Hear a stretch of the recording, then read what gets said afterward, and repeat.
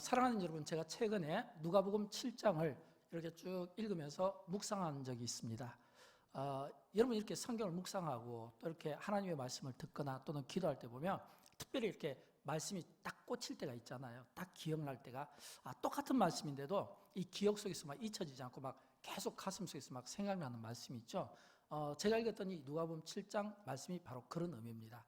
이상하게 이 말씀을 읽었는데 이 말씀을 읽으면서 계속 제 마음속에 울지 마라, 울지 마라, 울지 마라는 이 주님의 음성이 자꾸 들리는 것을 제가 느끼지 않을 수가 없었습니다. 그러면서 제가 질문을 해봤어요.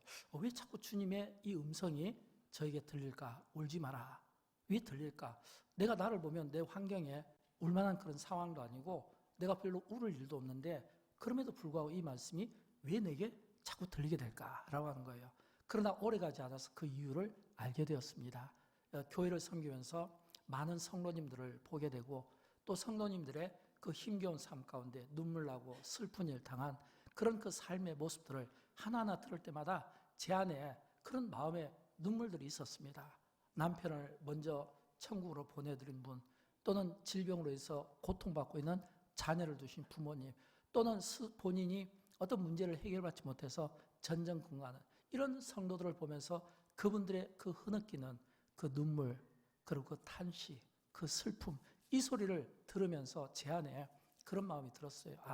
주님이 음성이 울지 마라, 이 음성이 이게 오늘 우리 성도들에게 필요해서 아마 이런 말씀을 주님이 주시지 않았을까 하는 그런 마음에 어떤 생각들이 갖게 된 것입니다. 근데 여러분 아십니까? 성경에 보면 그 사람들의 그 모습을 보면 그 성경 속에 나오는 그 믿음의 사람들에게도 이런 고민들이 있었던 것을 보게 됩니다. 우리가 대표적으로 성경 두 구절만 한번 같이 보도록 할까요? 먼저 욥기서 14장 1절에 보면 이런 말씀입니다. 여인에게 태어난 사람은 생애가 짧고 걱정이 가득하며, 걱정이 가득한 거예요. 또 시편 90편 10절 말씀, 우리가 잘 아는 말씀인데 같이 읽어보도록 할까요?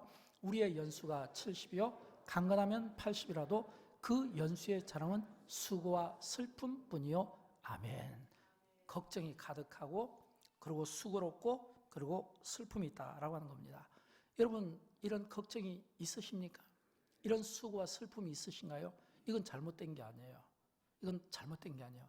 혹시라도 없기를 바라지만 내 안에 이런 걱정, 근심, 슬픔, 눈물이 있으면 이건 자유로운 거라고, 자연스러운 거라고 저는 생각합니다.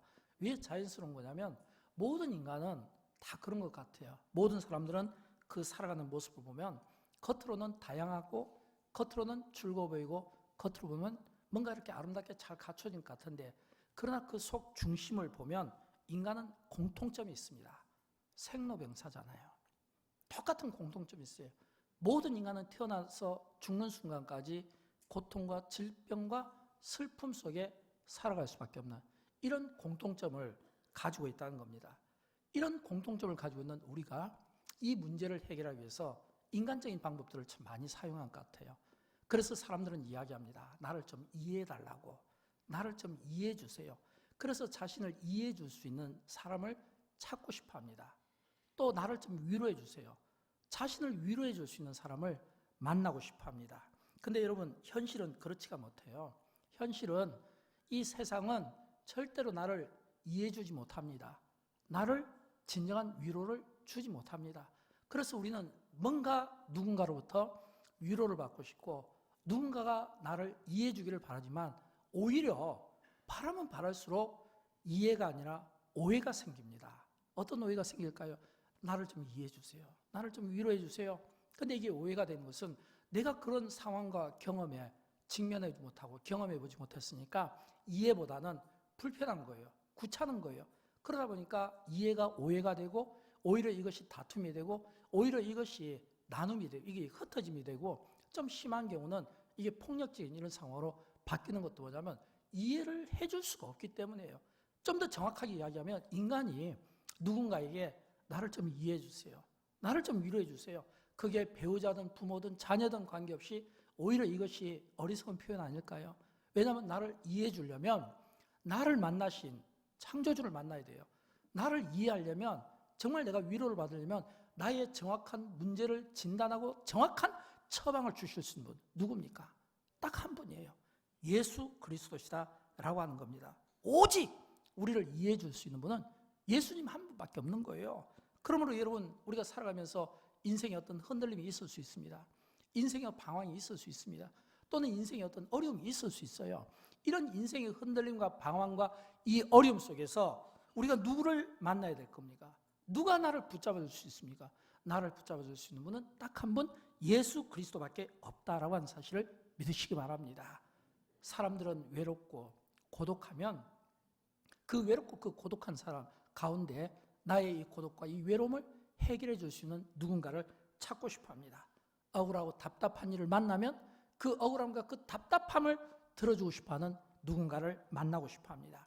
어떤 의사도 고치지 못하는 질병 앞에 내가 탄식하고 있을 때, 그 질병으로 아파하고 있을 때, 또는 자녀들로 인해서 찢어지는 마음의 아픔을 가지고 통증을 느끼는 부모님들, 인생의 무거운 짐을 지고 의지할 곳이 없어 하는 사람들, 다 그분들은 누군가를 의지하고 기대고 싶어 하지만 그것이 근본적인 해결이 되지 못한다는 거예요. 오히려 그렇게 힘들어하는 인생을 향해 성경은 우리에게 말씀하고 있습니다. 수고하고 무거운 짐진 자들아 다 내게로 오라. 주님이 우리에게 내게로 오라, 내게로 오라 직접 말씀하시고 초청하며 우리를 초대하고 있다고 하는 겁니다. 그렇다면 여러분, 오늘 우리가 우리 인생에 눈물 흘릴 수 있어요?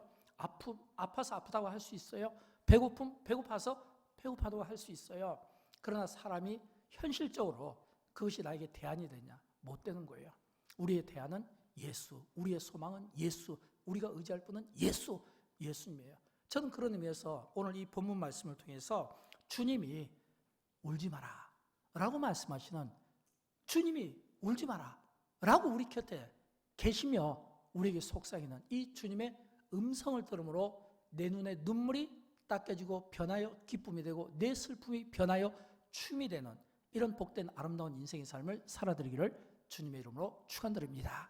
저는 그런 의미에서 오늘 이 누가복음 7장이나 이 말씀을 묵상해 봤습니다. 왜냐하면 이 말씀 속에 한 여인이 나오거든요. 근데 그 여인이 오늘 본문에 보면 나인성에 사는 한 여인인데, 근데 이 여인이 과부라고 되어 있습니다. 근데 본문에 보니까 이 여인이 아들이 있는데 청년이에요. 근데 죽었어요. 그래서 그 아들의 그 죽음 장례 행렬에 뒤를 따라가며 흐느끼고 슬퍼 우는 한 여인을 오늘 성경은 우리에게 주목하게 합니다. 근데 우리는 여기에서 이 여인이 처음부터 이랬을까? 그건 아니겠죠. 처음부터 그러지는 않았을 거예요. 모든 인생은 처음 시작할 때는 꿈이 있습니다. 장밋빛 인생, 같은 삶을 가지고 그런 삶을 살기를 원합니다. 모두가 다 예를 들어서 학교에 지나갈 때도, 아니면 결혼을 시작할 때도, 아니면 직장에 취업해서 첫 출근할 때도 사람들은요 다 처음에 장밋빛 인생 같은 이런 꿈을 가지고 있지, 울면서 출근하고 울면서 결혼한 사람 보셨습니까? 없어요. 처음에 출발은 다 장밋빛 인생이에요. 멋진 꿈과 아름다운 어떤 미래를 생각하며, 아마 이 여인도 남편이 죽었다고 했으니까 이 말은 말하면 남편이 있었다는 거예요. 이 말은 뭐냐면 과거에는 남편을 만나서 행복한 가정을 꾸리면서 멋진 인생을 살았을 거라는 겁니다. 또 아들이 있잖아요. 아들이 있다는 것은 이 결혼해서 아들까지 낳는 이런 행복한 가정을 살았을 겁니다. 근데 어느 날 그 남편이 죽은 거예요. 사랑하는 남편을 잃어버린 그 여인의 비통함을 우리가 생각할 수 있겠습니까? 그건 진짜 어렵습니다. 제가 최근에 저희 교회 장례식을 가서 그런 장면을 봤어요. 거기서 딱 보면서 문득 그런 생각이 들더라고요. 우리 권사님께서 남편의 영정을 가지고 이제 운구차가 앞에 따라오고 그 집을 도는데 옆에서 그냥 푹 쓰러지더라고요. 푹 쓰러지더라고요. 사랑하는 배우자를 잃었을 때 가지는 그 표현 아닐까요? 그냥 그 자리에서 그냥 푹 쓰러지더라고요. 옆에서 자녀들이 이렇게 세우는 그런 모습을 보게 되었습니다. 그래도 이 여인은 아들이 남아있으니까, 그 아들이 오늘 본문에 보니까 예수님께서 청년아, 이 말은 뭐냐면 청년이거든요. 이 말은 비록 남편이 죽었지만 아들이 청년이라는 것은 아들에 대한 뭔가 꿈이 있고, 비록 내가 지금 현실은 어렵지만 뭔가 좀 아들에 대해서 기대고 싶은 이런 마음이 있을 거 아니에요. 여러분, 이 고대 사회에서 과부는 지금의 사회와는 다릅니다. 지금의 사회에서 과부는 살아가는데 문제가 없어요. 그러나 고대 사회에서 이 과부는 신분적인 제약과 생활의 제약이 많이 있습니다. 마음 놓고 경제활동을 할 수가 없고 사람들의 어떤 따가운 시선들이 있어서 뭔가 죄 지은 것도 없지만 죄 지은 것처럼 살아가는 이런 비참한 인생이었습니다. 그러나 아들이 있잖아요. 아들에 대한 희망이 있거든요. 근데 본문에 보니까 그 아들마저 죽었다라고 하는 겁니다.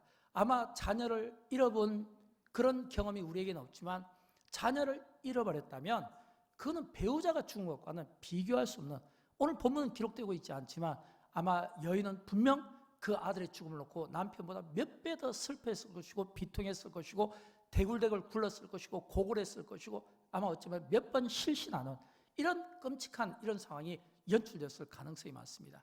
그러면서 지금 오늘 본문에 보면 이 장례식이 지금 치러지고 있다라고 하는 겁니다. 그런데 이 장례식을 치러질 때 굉장히 참 힘들지 않겠습니까? 또 이런 장례식에 또 참석하는 분들 있잖아요. 조문객들. 근데 인간은 또 두 가지 마음이 있어요. 어떤 마음이냐면 겉으로는 위로를 해요. 자매님 힘내세요. 위로를 하는 거예요. 근데 속으로는 또 이렇게 이야기해요. 저분이 무슨 잘못이 있었을까? 저분이 뭔가 문제가 있는가 보네. 그렇지 않고서 어떻게 남편도 보내놓고 저렇게 아들까지 보냈을까? 또 그런 인간의 이중적인 마음이 또 우리에게 있다는 겁니다. 그러니까 이 여인은 남편도 잃어버리고 또 아들도 잃어버리고 사람들의 그 어떤 수군거리까지 괴로운 그런 심정을 가지고 장례 행렬을 떠난 거예요. 본문에 보니까 지금 나인성 밖으로 장례 행렬이 나가고 있는 겁니다. 근데 오늘 본문에 보면 이 장례 행렬이 나가는데 또 맞은편에서 예수님께서 오시는 내용이 본문 속에 담겨져 있습니다. 예수님께서 지금 나인성 안으로 들어오시는 거예요.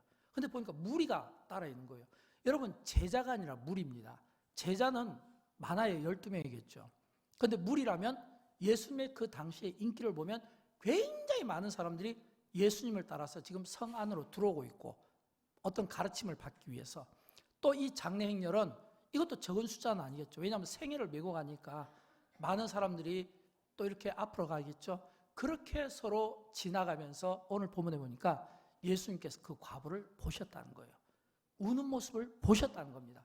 여러분, 성경에서 예수님께서 보셨다라고 했을 때는 이 보셨다는 말이 사복음서에 한 40번 정도가 나와요. 그런데 예수님께서 보셨다는 의미는 어떤 의미냐면 예수님께서 보신 그 대상이 공통점이 있어요. 슬픔에 빠진 자, 비통함에 빠진 자, 아니면 질병으로 고통받는 자, 아니면 어떤 귀신에 들려 사로잡힌 자, 아니면 뭔가 걱정, 근심으로 가득 차 있는 자. 예수님께서 보셨다는 것은 바로 그런 자들을 이야기하는 거예요. 그런데 예수님께서 보시고 어떻게 하셨을까요? 여러분, 우리가 우는 사람 옆에서 볼 수 있습니다. 살아가면서 우는 사람들을 볼 수 있잖아요. 고통에 빠져서 또는 아파서 또는 여러 어떤 억울한 일 때문에 울 수 있잖아요. 여러분, 우는 사람 앞에서 어떻게 태도를 갖습니까? 예수님은 오늘 우리와 다르게 우는 사람에 대해 태도를 이렇게 갖는 거예요. 보시며 긍휼히 여기사 그랬거든요. 보시며 불쌍히 여기사 그랬거든요. 오늘 보면 13절 보면 나오잖아요. 주께서 과부를 보시고 불쌍히 여기사.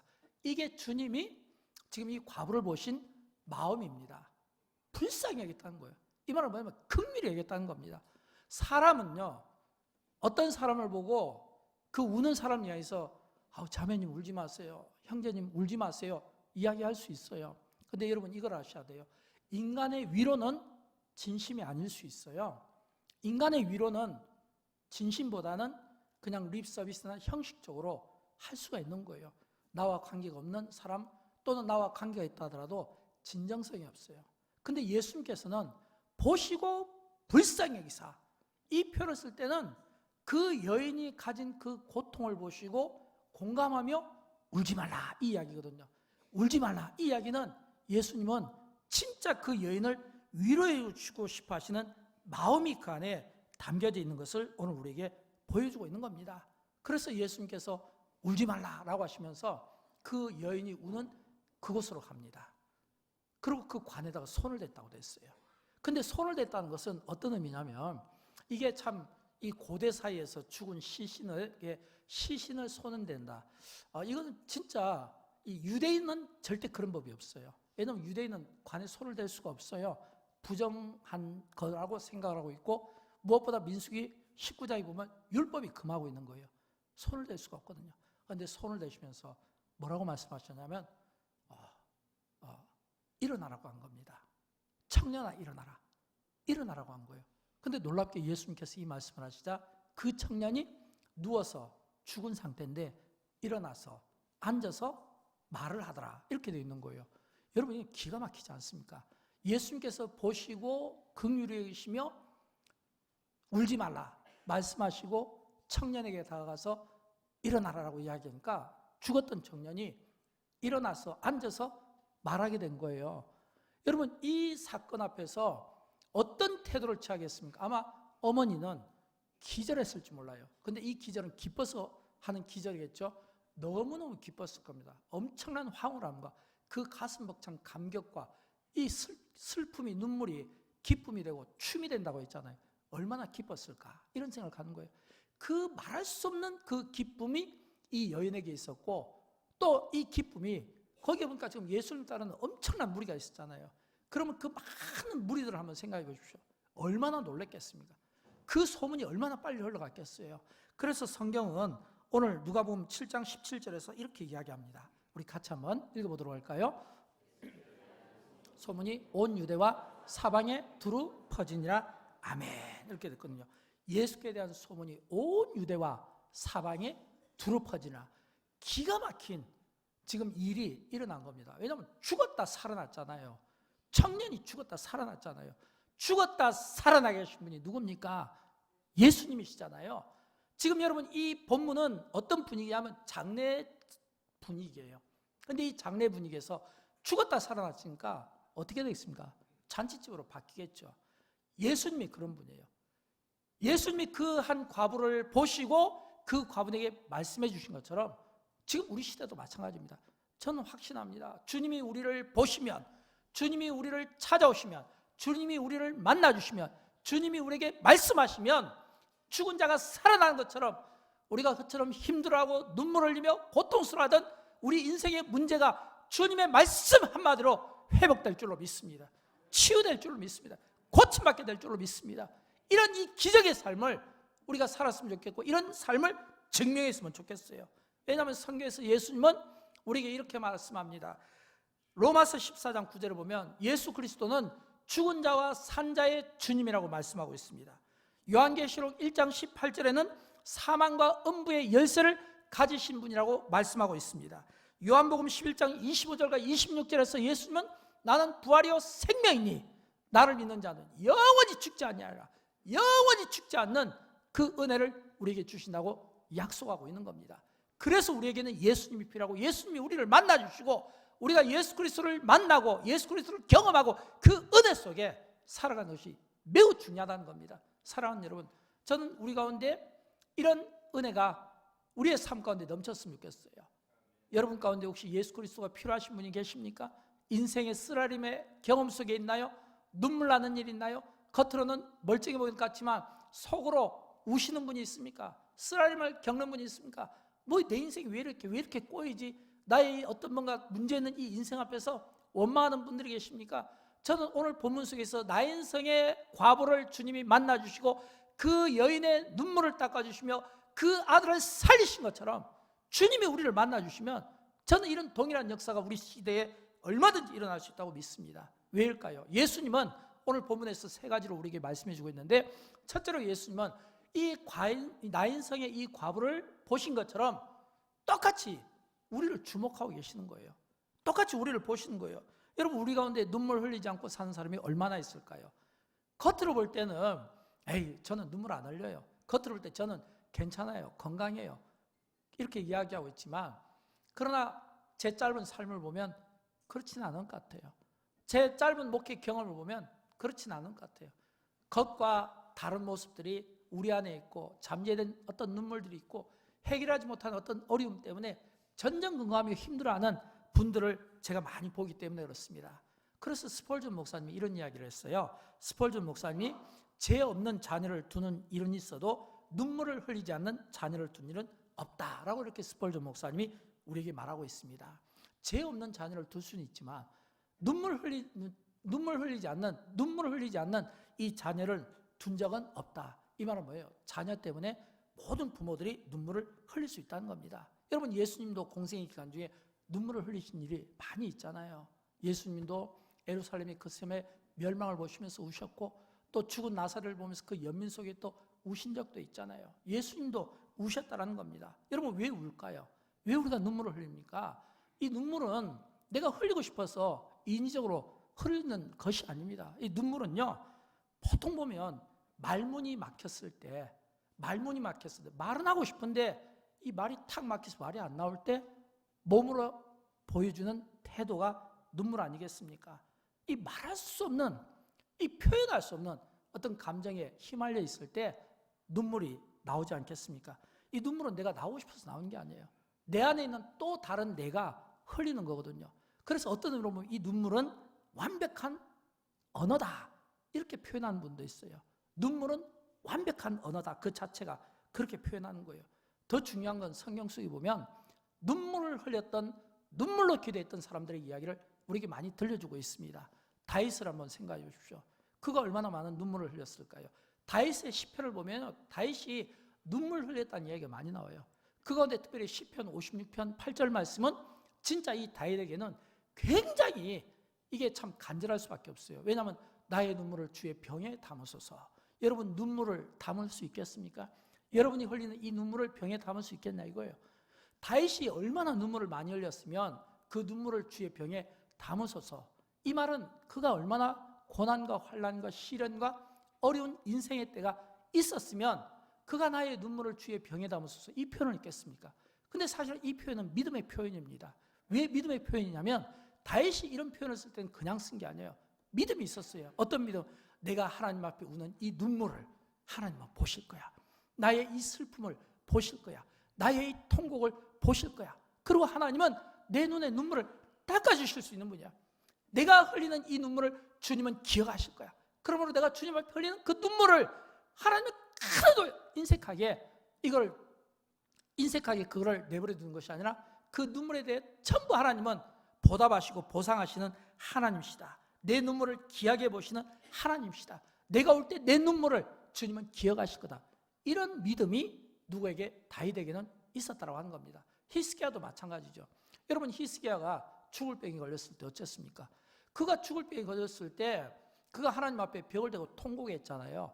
그때 통곡할 때 하나님께서 그 히스기야의 그 기도, 그 눈물을 보셨을까요? 안 보셨을까요? 보신 거예요. 이사야 38장 5절 말씀 우리 같이 한번 읽어보도록 할까요? 내가 내 기도를 들었고 내 눈물을 보았느니라. 아멘. 여기 보니까 내가 내 기도를 들었고 내 눈물을 보았다, 이렇게 돼 있잖아요. 눈물을 보았다. 여러분 이 말은 이 히스기야가 자기 죽을 병을 놓고 기도했을 때 하나님께서 그 눈물을 보았다는 거예요. 기도를 들었다는 겁니다. 여러분 이 눈물과 이 기도를 하나님이 보시고 들으면 어떻게 될까요? 하나님이 보시고 들었다는 것은요, 이미 그 기도는 응답된 거예요. 이미 그 문제는 해결이 된 거예요. 그래서 히스기야가 15년 동안 생명이 연장되었다고 하는 사실을 믿으시기 바랍니다. 하나님은 우리 눈의 눈물을 결코 소홀히 여기지 않습니다. 깊이 보십니다. 들으십니다. 보십니다. 여러분 자녀를 키우는 부모의 입장에서 한번 생각해 보십시오. 여러분의 자녀가 울면 그 자녀들이 우는 그 눈물을 이 가운데 있는 부모님들이 방관할 수 있겠습니까? 어떤 부모도 내 자녀가 내 앞에서 우는데 그 눈물을 방관할 부모는 없어요. 하물며 하나님께서 내가 내 자녀가 우는 것도 내가 마음이 아프고 가슴이 아파서 방관할 수 없고 도와주고 싶은데 하물며 내가 하나님 앞에 울면 다윗처럼 내 눈물을 주의 벽에 담는 것을 주님 보십시오. 주님 기억하십시오. 히스기야처럼 벽을 대고 통곡하면서 살려주십시오. 눈물로 기도하는데 그 기도를 하나님께서 안 들어주시겠습니까? 들어주시죠. 부모의 그 눈물의 그 기도를 안 들어주시겠습니까? 들어주시겠죠. 그런 그 기도를 드려서 그런 문제를 해결받았던 많은 사람들의 이야기를 오늘 성경은 우리에게 들려주고 있다는 겁니다. 그리고 더 중요한 것은 지금도 주님은 말씀하십니다. 울고 있는 사람을 향해서, 울고 있는 나인성 과부를 보신 것처럼 울고 있는 사람들을 향해서 나인성 과부에게 울지 마라 라고 말씀하신 것처럼 오늘 우는 우리를 향하여 울지 말라고 위로하고 계시는 것을 믿으시기 바랍니다. 이게 두 번째 이야기예요. 울지 말고 울지 말라고 위로하는 거예요. 왜일까요? 주변에 보면 우리 가운데 진짜 저분은 상한 갈대와 같아, 저분은 진짜 꺼져가는 심지어 같아. 여러분 혹시 그런 느낌을 받을 때가 있지 않습니까? 여러분, 이 갈대는요, 그 운명이 너무 비참해요. 왜 비참할까요? 갈대는요, 상하면 그 순간 사람들에게 뽑히고 그 순간 사람들에게 버림당하고 그 순간 사람들이 밟고 지나가는 겁니다. 이 상한 갈대 운명은요, 너무 비참한 거예요. 사람들이 밟고 지나가요. 누구도 그 상한 갈대에 관심을 갖지 않습니다. 그런 것처럼 우리 인생이 상한 갈대처럼 된다면, 우리 인생이 꺼져가는 심지가 된다면 이 세상은요, 절대 우리를 위로하지 않습니다. 그냥 지나가는 거예요. 밟고 가는 거예요. 근데 예수님은 우리와 다릅니다. 우리가 고통받을 때 사람들은 진심이 아니에요. 그러나 울지 마세요 이야기할 수 있어요. 근데 예수님은 울지 말라고 하면 책임지시는 분이에요. 마찬가지로 꺼져가는 심지와 같은 나를, 상한 갈대 같은 나를 세상은 그냥 버려두고 막 지나갈 수 있지만 예수님은 그런 분이 아닙니다. 마태복음 12장 20절에서 예수님은 이렇게 이야기한 거예요. 한번 같이 읽어보도록 할까요? 상한 갈대를 꺾지 아니하며 꺼져가는 심지를 끄지 아니하기를. 아멘. 여러분, 예수님은 이런 분입니다. 상한 갈대라도 꺾지 아니하며 꺼져가는 심지라도 끄지 아니하시는 예수 그리스도였어요. 이분이 우리 주님이십니다. 이 주님이 우리 곁에 있다는 것이 얼마나 감사한지 모릅니다. 그러니까 예수님께서 나인성 과부에게 울 때 울지 마라라고 했을 때 예수님께서 말씀하신 이 울지 마라는 이 의미는 상한 갈대를 꺾지 않고 꺼져가는 심지를 끄지 아니하는 이 마음으로 상한 갈대와 같은 그 과부를 향해서, 꺼져가는 심지와 같은 그 과부를 향해서 주님이 울지 말라고 이야기한 거예요. 왜요? 예수님은 우리를 동정하시기 때문입니다. 여러분, 예수님이 우리를 동정하신다는 것은 우리의 아픔, 내가 지금 상한 갈대와 같은 심정, 꺼져가는 심지와 같은 심정, 이런 이 심정의 이 아파하는 이 나에 대해서 공감하신다는 겁니다. 제가 앞에서 서두에 이야기했잖아요. 여러분, 사람에게 이해를 구하려고 하지 마십시오. 사람에게 동정을 구하지 마십시오. 사람에게 위로를 받으려고 하지 마십시오. 사람의 위로는 일시적인 겁니다. 이해는 오히려 오해를 불러일 수 있어요. 우리를 진짜 위로하고 우리를 진짜 동정하시는 분은 딱 한 분 있어요. 예수 그리스도. 히브리서에 보면 나와 있잖아요. 히브리서 4장 15절 말씀인데 같이 읽어보도록 합니다. 우리에게 있는 대제사장은 우리의 연약함을 동정하지 못하실 리가 아니요 모든 일에 우리와 똑같이 시험을 받으시니로되 죄는 없으시니라. 아멘. 예수님께서 우리의 연약함을 동정하지 못하실 리가 아니요 모든 사람 다 연약함이 있습니다. 그러니까 아킬레스라는 말이 나오죠. 다 있어요. 아킬레스가 없는 것 같아도 있어요. 찾아보면. 이런 이 인간의 이 연약함을, 이걸 완전히 이해해 주시고 이걸 품어주시고 받아내실 수 있는 분은 33년 동안 인간의 몸을 입고 고난받으시고 인간이 겪을 수 있는 모든 그 고난을, 그리고 모든 그 죄의 형벌을 다 십자가로 몸으로 받아내신 예수님, 그분만이 우리의 연약함을 진짜 이해하는 거예요. 그러므로 울지 말라고 했을 때 이 울지 말라고 이야기하는 예수님은 내가 이미 알고 있다. 너의 아픔을, 너의 눈물을, 그리고 너의 슬픔을 알고 있다. 울지 마. 나를 진짜 이해하고 내 속마음을 깨트려보고 나의 진심을 아시는 분이 울지 마라 라고 이야기할 때 이 말은 뭐예요? 이건 진짜예요. 이런 진짜 그 주님이 당하신 그 마음으로 울지 마라고 하는 거예요. 그러니까 기적 같은 일이 일어난다라고 하는 것입니다. 저는 예수님이 이처럼 울지 마라 말씀하신 것처럼 오늘 우리 시대에 정말 눈물 날 일, 슬픈 일이 있는 분들이 정말 이 말씀 앞에 큰 위로를 얻었으면 좋겠어요. 왜일까요? 예수님은 세 번째, 우리에게 소망을 주시기 때문입니다. 소망을 주세요. 여러분, 무엇이 소망일까요? 저는 오늘 보면 14절과 15절에서 예수님이 우리에게 소망을 주신다는 것을 믿습니다. 같이 한번 읽어보도록 합니다. 가까이 가서 그 관에 손을 대시니 맨자들이 서는지라. 예수께서 이르시되 청년아 내가 네게 말하노니 일어나라 하시매 죽었던 자가 일어나 앉고 말도 하거늘 예수께서 그를 어머니에게 주시니. 여러분, 여기서 예수님께서 관에 손을 댔다고 했잖아요. 앞에서도 말씀드린 것처럼 민수기 19장에 보면 율법에 이 죽은 관에 손을 못 대게 되어 있습니다. 시신에 손을 못 대게 되어 있습니다. 그런데 이 유대 관습은, 예를 들어서 우리 대한민국은 이 장례 문화가 이렇게 관을 만들어서 관에다가 이렇게 이제 죽은 사람을 넣고, 그래서 또 이번엔 뚜껑을 닫고 혹시 또 나올까 봐 못질까지 막 하잖아요. 절대 못 나오도록 말씀드려요. 근데 유대 문화는 반대입니다. 유대 문화는 시신을 넣고 뚜껑을 열어놔요. 무덤도 그렇잖아요. 우리는 땅에 묻어가고 막 밟고 다지고 막 이렇게 세우잖아요. 유대는 돌에다가 이 돌로 이 돌굴에다 넣고 돌로 이렇게 딱 이렇게 돼 있거든요. 그러니까 문화 자체가 다릅니다. 근데 이렇게 관 뚜껑을 열어놨는데, 근데 율법에 절대 시신에 손을 대면 안 되는 거예요. 왜 손을 대면 안 되냐면 이 굉장히 저주스러운, 그리고 부정타고, 그리고 손을 대면 안 된다는 율법의 계명 때문에 그 누구도 유대인들은 시신에 손을 댈 생각을 하지 못하는 겁니다.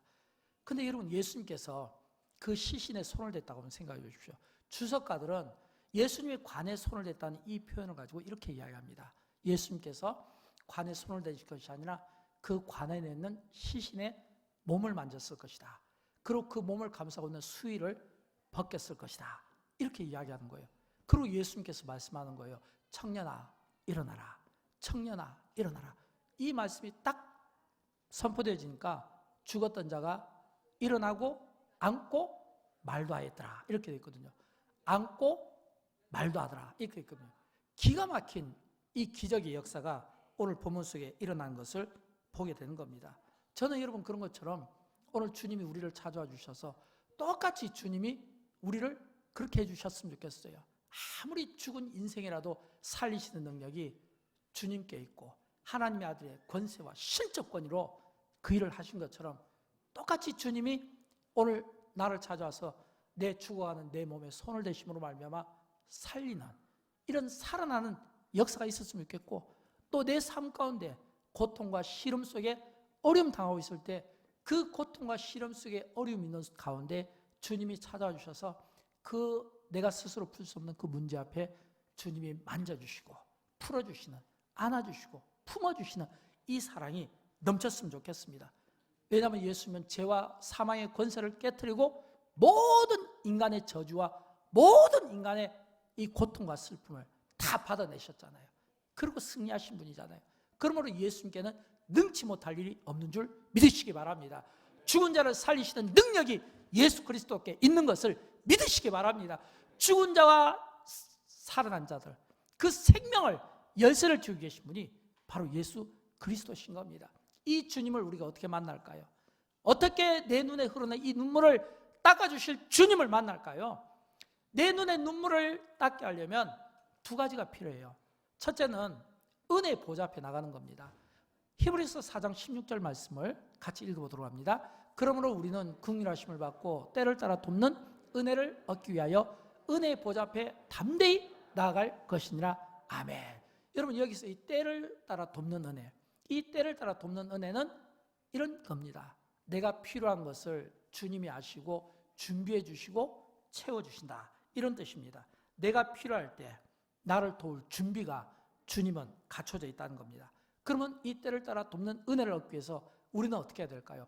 은혜의 보좌 앞에 담대히 나간다. 이 말은 성경에 나와서 하나님 앞에 기도하는 것을 이야기하는 겁니다. 저는 여러분 이런 의미에서 이 주일 신앙이 중요하다고 생각합니다. 예배 신앙이 중요하다고 생각합니다. 성전 중심의 생활이 중요하다고 생각합니다.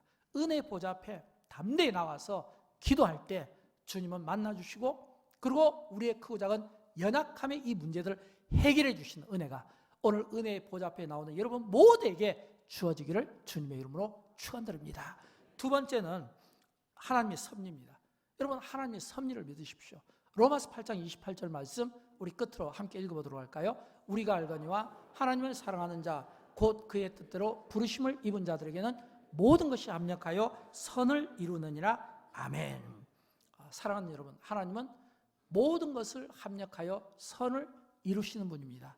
우리의 슬픔과 눈물과 고통과 삶의 어떤 쓴뿌리와 애환까지 포함해서 모든 것들을 합력하여 선을 이루시고 눈에 눈물을 닦아주시고 우리를 위로하시는 분이 바로 주님이십니다. 그러나 우리가 알아야 될 것은 주님이 우리 인생 가운데 일하시며 내 인생 가운데 모든 것이 합력하여 선을 이루기 위해서는 무엇보다 우리가 큰 그림을 볼 수 있어야 돼요. 왜냐하면 모든 것이 합력하여 선을 이룬다는 이 말씀 속에는 하나님께서 내 인생을 향한 큰 그림을 갖고 계시다는 거예요. 우리가 많은 경우 고통받고 우리가 많은 경우 힘들어하는 것은 우리가 인생을 끊어서 생각하기 때문이에요. 인생을 끊어서 생각하면 인생이 탁탁 이렇게 끊겨지면 고통입니다. 고통의 연속처럼 느껴지는 거예요. 근데 그 인생을 끊지 마시고, 왜냐하면 하나님은 내 인생에 대해서 과거와 현재와 미래를 아시잖아요. 아직 내 인생의 최고의 좋은 날은 오지 않았잖아요. 하나님께서 내일에 대해서, 내 인생에 대해서 내일을 붙잡고 계신 분이 하나님이시잖아요. 그렇다면 하나님께서 오늘 내 인생을 붙잡고 계시고 아직 오지 않은 최고의 나의 인생을 위해서 하나님은 준비하고 있는 거예요. 그러나 우리는 오해하고 있습니다. 어떤 오해일까요? 내가 이 정도 헌신했는데, 이 정도 기도했는데, 내가 이 정도 고통을 받았는데, 뭔가 내 고통과 내 슬픔이 커가면 커갈수록 가지는 오해는, 하나님이 정말 내 인생에 대해서 관심이 있으실까? 하나님이 진짜 내 인생에 대해서 나를 위로하시는 분은 맞는가? 하나님께서 진짜 나의 이 아픔 속에서, 이 엉덩이, 이 구덩이 속에서 진짜 나를 건져주시는 분인가? 내가 아무리 기도해도 하나님이 안 들어주시는 것 같다. 내가 아무리 기도해도 하나님은 침묵하시는 것 같다. 그러나 저는 그런 분들에게 이렇게 말씀을 드리고 싶어요. 하나님께서 우리 인생에 대해서 이 합력하여 선을 이룬다는 것은 큰 그림을 갖고 계시고, 그리고 이 큰 그림이 완성되기까지는 시간이 필요할지 몰라요. 시간이 필요할지 몰라요. 왜냐하면 아직 우리 인생이 끝나지 않았잖아요. 그래서 우리에게 중요한 것은 하나님께서 내 인생에 대해 큰 그림을 갖고 계시고, 그 그림을 지금 나를 통해 그려가고 계시는 거예요. 이걸 믿으면 우리 눈에 눈물이 닦일 날이 옵니다. 이걸 믿으면 합력하여 선을 이루실 때가 반드시 온다는 겁니다. 많은 경우 믿음은 있는데 눈물이 떠나지 않는 분들이 많이 있습니다. 믿음은 있는데 눈물이 떠나지 않아요. 기도는 하는데 눈물이 떠나지 않아요. 어려움이 있어요. 저는 그런 분들에게 이런 확신을 좀 주고 싶어요. 여러분, 기도하는데도 믿음이 있어서 그 믿음으로 기도하는데도 눈물이 떠나지 않고 이게 멈춰지지 않고, 내가 그렇게 하나님 앞에 그 믿음을 가지고 내가 헌신하고 봉사하는데도 내 안에 있는 이 슬픔이 이게 막 뭔가 좀 깔아앉지 않는 이런 고통의 때가 있잖아요. 그래도 저는 확신합니다. 어떤 확신요? 믿음으로 드리는 기도라면, 믿음으로 흘리는 눈물이라면, 눈물로 기도한다면 다윗의 눈물을 받아주신 하나님께서, 히스기야의 그 눈물의 기도를 받아주신 하나님께서 여러분의 인생 가운데, 제가 가지는 확신은 하나님이 때가 되면 그 때 가운데 때에 따라 은혜를 주시든지, 아니면 합력하여 선을 이루시든지, 둘 중에 하나든지, 아니면 때에 따라 은혜와 합력하여 선을 이루시는 이 두 가지 은혜를 동시에 주든지, 그래서 반드시 하나님께서 우리 눈에 눈물을 닦아주시다고 믿습니다. 왜일까요? 하나님은 절대 우리에게 더하기 인생이지 빼기 인생이 아니고, 하나님은 우리에게 더해가는 인생에 복을 주시지 절대 우리를 눈물 나는 인생으로 그렇게 우리 인생을 마감하지 않는 분이시라는 것을 믿기 때문에 그렇습니다. 여러분, 내 인생이 초라해 보입니까? 내 인생이 답답해 보입니까? 내 인생이 눈물 나는 것 같습니까? 내 인생이 힘들어 보이나요? 기억하십시오. 주님은 내 인생에 대해서 내가 관심을 가는 것보다 더 큰 관심을 갖고 계시고, 주님은 내 인생에 대해서 내가 생각할 때는 이 초라한 내 모습이 이렇게 끝날 것 같지만 절대로 초라한 모습으로 하나님은 우리 인생을 마치지 하지 않습니다. 하나님은 우리의 인생을 초라하게 마치는 것이 아니라 그 초라함의 그 단계까지 내려가서 그까지 경험하며 오히려 우리를 그 자리에서 더 올려 세우시는 분이 주님이신 것을 믿으시기 바랍니다. 심는 대로 거둔다는 법칙이 있잖아요. 눈물로 심으면 기쁨으로 거둘 것이고, 눈물로 기도로 심으면 더 기쁨으로 그 눈물의 그 기도가 응답으로 거두게 될 것이고, 이게 하나님의 위로입니다. 하나님은 우리 인생에 대해서 절대 포기하지 않아요. 내가 포기하는 거예요. 하나님은 우리 인생에 대해서 실패한 인생이라고 한 번도 말하지 않습니다. 내가 그렇게 느낄 뿐입니다. 하나님은 우리 인생에 대해서 여전히 기대를 갖고 계신 거예요. 내가 기다리지 못하고 참지 못한, 그래서 내가 낙심하고 다운이 된 것이지, 여전히 하나님은 우리 인생에 대해 기대를 갖는 거예요. 어떤 기대요? 하나님께서 우리 인생을 향해서 가지신 멋진 큰 그림, 이 그림이 완성되기까지 작가는 고생이 필요하고, 작가는 수고가 필요하고, 땀 흘림을 필요로 하잖아요. 그런 것처럼 하나님께서 우리 인생에 일하시고 그 일 가운데 결국에는 마지막에는 이렇게 딱 종주를 지을 거예요. 하나님께 나오는 인생, 주께로 나오는 인생은 버리지 않는다. 하나님께 나오는 인생, 주께로 나오는 인생은 반드시 살리신다. 이게 하나님의 선하심의 결과입니다. 이 결과, 이 선하심을 저와 여러분이 다 받아 누리시면서 영광을 올려드리기를 주님의 이름으로 축원드립니다. 우리 함께 일어나셔서 하나님은 선하시다. 제가 이 찬양을 택한 것은 이 찬양의 끝절에 보면 하나님은 우리를 버리지 않으신다. 하나님은 반드시 우리를 살리신다. 이 가사가 너무 마음에 와닿더라고요. 이 하나님은 선하시다. 이 찬양을 통해서 다시 한번 저와 여러분의 삶이 회복되고 특별히 이 성탄 계절이잖아요. 2000년 전 예수님께서 우리를 찾아오실 때 메시아로 구원자로 찾아오셨는데 주님이 세상의 구원자로 오신 것처럼 주님이 꼭 성탄 시즌에 여러분을 만나주심으로 모든 치료들이 회복되는 이런 은혜가 있기를 바랍니다. 찬양할까요?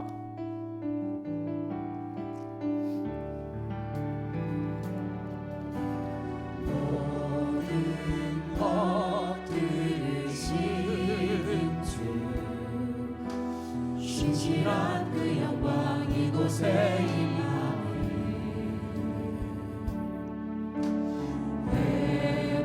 회복을 약속하신 주 엎드려 경배와 감사로 찬양해. 하나님 선하시다. 하나님 선하시다. 주신 모든 약속 반드시 이루신다. 그 사랑 영원하다. 그 사랑 영원하다. 주 앞에 나 혼자 버리지 않으신다. 하나님 선하시다. 하나님 선하시다. 하나님 선하시다. 하나님 선하시다. 주신 모든 약속 반드시 이루신다. 그 사랑 영원하다. 그 사랑 영원하다. 주 앞에 나 혼자 버리지 않으신다. 주 앞에 나 혼자 반드시 살리라. 주 앞에 나 혼자 반드시 살리신다. 주 앞에 나 혼자 반드시 살리신다. 주 앞에 나 혼자 반드시